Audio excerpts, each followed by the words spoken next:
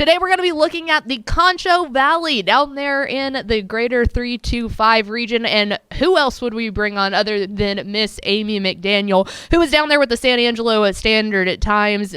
Amy, can you hear me? Yes, I can. How How's it are going, you? Ashley? Good to have you on. We're going to start off the same way here that we've been doing with everyone. We love to give people the opportunity to tell us a little bit about yourself. We know that you're the queen down there in the Concho Valley. So just give us a quick elevator pitch on how you made it down there to the San Angelo Standard Times. Yeah, bow to the queen, everybody. No, well, I grew up in this area. I grew up in a little town called Mertzen and went to school at Angelo State and learned journalism from Angelo State, but also got to work at the Standard Times when I was 18, 19, 20 years old. And that was a great education. And then I went and worked in Midland, and then I quit working in the sports business for a while and had some kids. And I've been back at the Standard Times. This will be going on my 8th football season. What was it like, I mean, to be able to step away for a little bit, but then to come back and realize, I mean, I can only imagine that there was that pull of seeing, high school football or really anything down there being covered and going, man, I miss doing it. Yeah, I really did. I didn't realize how much I missed it and until I kind of got back into it. And especially now, going on my 8th year, golly, I mean, I've really gotten to have a relationship with a lot of these coaches.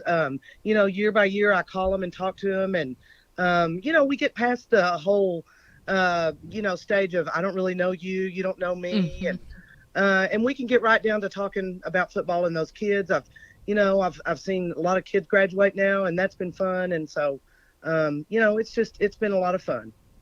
Absolutely. Well, let's talk a little bit about some of those teams and the fun that is to be had there in the Concho Valley. Obviously, when you look up at the larger scale schools in San Angelo Central, a little bit of struggling times there, it seems, for them. But when you get down to the small school, I mean, you've got some teams that can really turn on the Jets and can really compete down there in the Concho Valley. When you take a look at the teams this year and what people are bringing back, what are kind of those main stories and things that people across the state of Texas should be looking out for when they think of the Concho Valley? Well, we've got several teams that are ranked in y'all's preseason rankings. Wall's number 18 in 3A Division II. They're moving down. They've been a Division I team for a long time. Christoval is moving up from 2A Division II into 2A Division I, and that'll be interesting. They've had a very solid few years under Casey Otho, and they're number 17. And Coleman is very good. They're a top 10 team, number 9, and we kind of share those with the Blue Cats with Abilene area. But then Mason is always good. They're number 13. And then El Dorado is very good. They're number 18. They're coming off one of their best seasons ever in a long time, like 71 years or something like that. Wow.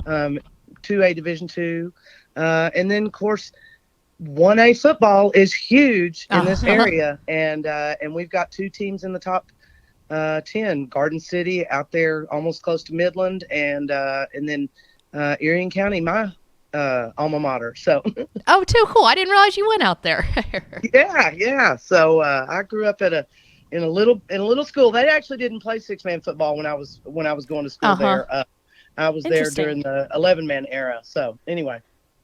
Amy, you talk about all of the teams that you just said, all the 1A ranked teams. What's a team this year that you think is going to be a little bit slept on at first, but it's really going to really pop out maybe during the season a little bit? Well, that's a real good question. I like Menard. They're making a jump to 6-man.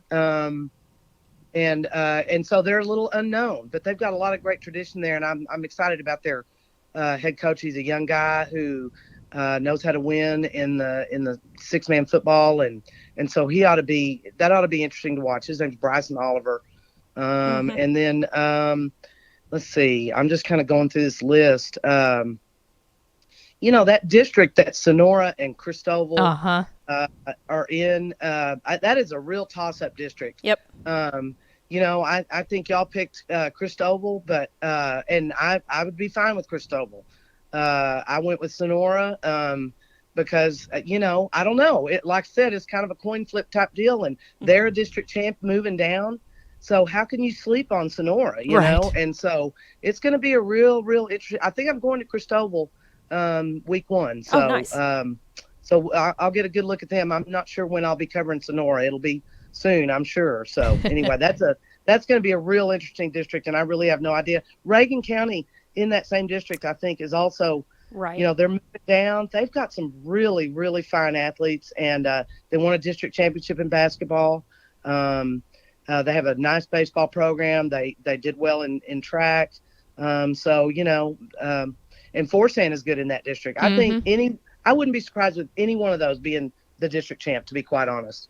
Well, and it's funny that you bring that up because, yeah, exactly. When you look at District 3 in that 2A Division 1 scale, like you said, you have Cristobal, Sonora, Ozona, Reagan County. And it's funny because, as you mentioned, Cristobal, obviously a move up from 2A Division 2, but then you look at Reagan County and Ozona, drop downs from 3A. When Realignment hit earlier in February, were you taken aback by how much movement? I mean, obviously, throughout the entire Concho Valley, there's quite a few teams that have moved up and down, but specifically in that District 3, it was almost just, hey, here's the hodgepodge district. Let's put them all in one. Was that surprising to you at all?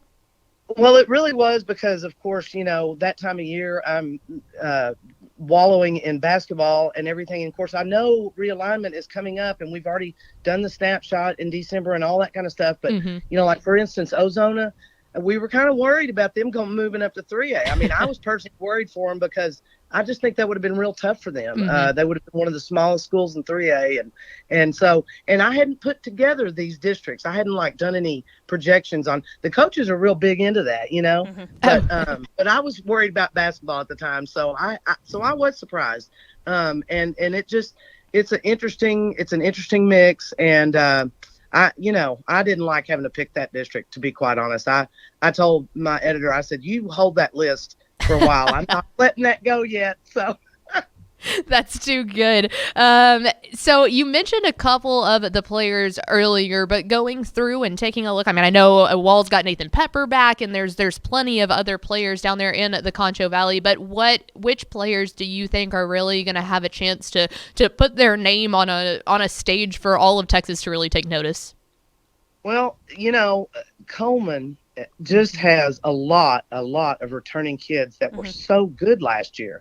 They put up a lot of points, and you're typing up the little results and things like that, and you're like, oh, let's look at this kid. Oh, wow, sophomore. Okay.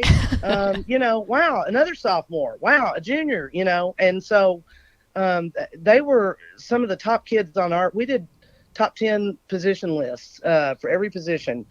We even had an underrated list. And so, Coleman was near the top at a lot of that. And so you've got, I don't have their roster in front of me, and now I'm blanking on their names, but Ryland Gentry, he's there, he was the MVP of that district, and he's a top linebacker, running back. And, but then their quarterback is good. They've got just excellent player. They've got another great linebacker. And so, anyway, so I think they're going to be really good.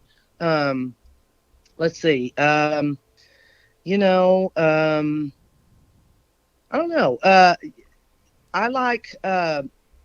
I'm interested to see what, San Angelo Central will do in that district, that 2-6A district with,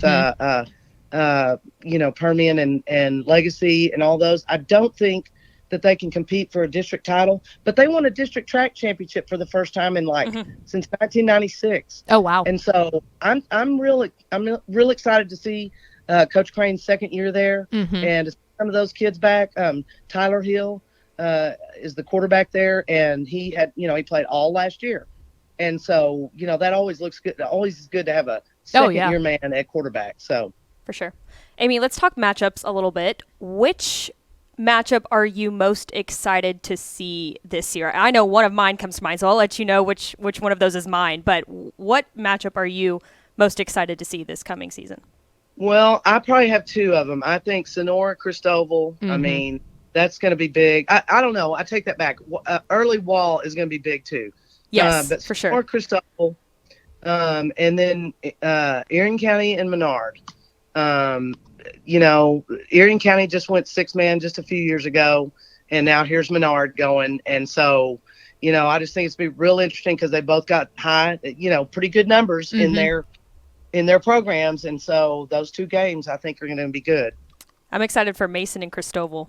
That's one of my favorite matchups of the Concho Valley this coming season. That's going to be a good one. I'm excited to see that one because, of course, those teams just brand new. Don't play each other very much at all. For sure. Cristobal was a 6-man team for a long, long time, long time. Right. And then Mason, I don't think they ever played 6-man, even though they might have had small numbers, but they've just always played 11-man. So. Right. No doubt. And then I got to ask you, so obviously you said you went to Erie County. Is it difficult for you not to show a tad bit of favoritism when you go? Obviously, you're a great journalist, but I know very well, I graduated from Llano, that I'll hold up the Stingham every now and then. Well, I'll tell you what, it's funny because one of the coaches at Erie County is actually I say kid, he's almost my age. He went to school at Bront.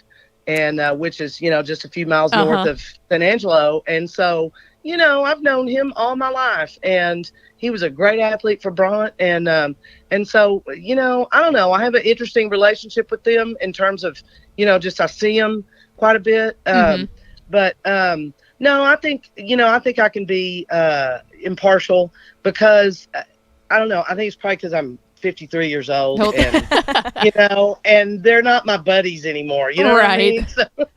No doubt. And then finally we have Miss Amy McDaniel from the San Angelo Standard Times on the phone with us. We've got to ask you, and I'm going to kick myself for not looking this up beforehand, but I know there's always a constant debate on which Mexican food place in San Angelo's is better. I know one of them is Hidalgo's. What is the other one? Well, there's actually 3 that I really love. Oh, okay. Let's hear it. And then there's Henry's, which a lot of people love, and I love both of these. Is that the one with the chicken fried steak? Fuentes downtown is the Standard Times. That's kind of where we've always had our lunches and things like that. So, all right. So a new player being added in. Is Henry's the one with the chicken fried steak, or am I going crazy? No, that's the one. The chicken fried steak and their gravy is unique. Is yellow, right? Yellowy. Really? Right. Yeah. Interesting. They use some kind of different broth or something to it. Interesting. Yeah. All right. Yeah. Well, now there's been a third player added. So there you go. Dropping some bombs here on WTF. It is Miss Amy McDaniel out there with the San Angelo Standard Times. Amy, thank you so much for hopping on, and we hope that we're able to make a game down there in the Concho Valley this year to come say hi. Oh, I would love to see that, and I've enjoyed listening to y'all, and, keep up the good work. Thanks, you. Amy. There she goes. It is Amy McDaniel with the San Angelo Standard Times. Like we said, the queen down there in the Concho Valley. She's been doing it for years, and like she said, growing up there too. How cool is it to get to go be in your backyard like that? I think that's awesome. It's got to be special to be able to cover, your own team and stuff every once in a while. I always liked doing that when I got to go to an Arlington Martin game. Oh yeah, that was it's. You've covered a Llano game for Bally Sports Southwest a couple times. Yeah, that was just really that was cool. The most special thing. It is. It's really cool. And to get to do that week in and week out. But we definitely appreciate Amy for hopping on and joining us. Thanks so much for watching that video. If you would like more and to be notified when they come out, go ahead and click that subscribe button right down there. You can also watch Texas Football Today every day live at noon on TexasFootball.com, Facebook, Twitch, and right here on YouTube. For more of the best coverage of Texas football in the Lone Star State, go to TexasFootball.com/subscribe.